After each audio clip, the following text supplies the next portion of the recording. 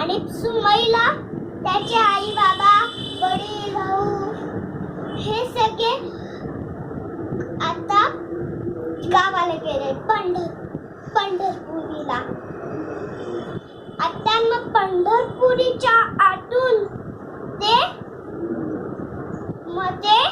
दुसऱ्या पंढरपुरीला जाणार. मग त्यांचं घर येणार विठ्ठल.